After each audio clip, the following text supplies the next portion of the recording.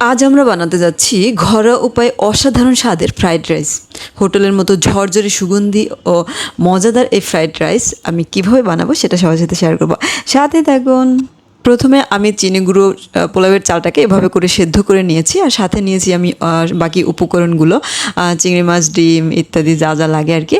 তো এবার হচ্ছে আমার হাঁড়িতে আমি হচ্ছে কিছুটা ঘি দিয়ে দিয়েছি, দেন হচ্ছে পেঁয়াজ কুচি আর হচ্ছে রসুন কুচি দিয়ে দিলাম। এটাকে ভালো করে ভেজে দিয়ে দেবো হচ্ছে ডিম। আমি ডিমটাকে হচ্ছে গিয়া এভাবে করে আলাদা ভেজে নিয়েছি, এই যে এরকম করে। দেন হচ্ছে আমি পেঁয়াজ রসুনের ভেতরে আমি হচ্ছে গিয়া চিংড়ি মাছটাও ভেজে নিয়েছি, দেন আদার্স সবজিগুলো দিয়েছি, দিয়ে এভাবে করে 1 থেকে 1.5 মিনিটের মতো আমি এটাকে কুক করে নেব।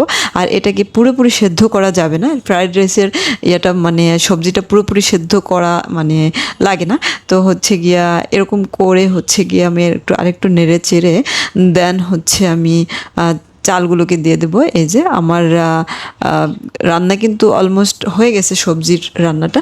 তো এবার হচ্ছে আমি কিছুটা সয়া সস দিয়ে দেবো, এই যে দিয়ে দেব চিলি সস, তারপরে দেব হচ্ছে টমেটো সস, এই যে পরিমাণ মতো। আমি একটু বেশি পরিমাণ আমি হচ্ছে 2.5 পট চাল নিয়েছি, তার জন্য হচ্ছে কি আমি এই পরিমাণ দিয়েছি। আসলে পরিমাণটা যে যার মতো করে হচ্ছে গিয়া দিতে হবে। এই যে দেখেন আমার কিন্তু হয়ে গেছে ফ্রাইড রাইস রান্না অলমোস্ট। এই যে দেখেন কি দারুণ একটা সুগন্ধি বের হয়েছে। আর হচ্ছে পোলাও বা যে কোনো বিরিয়ানির থেকে এটা কিন্তু খেতে দুর্দান্ত লাগে।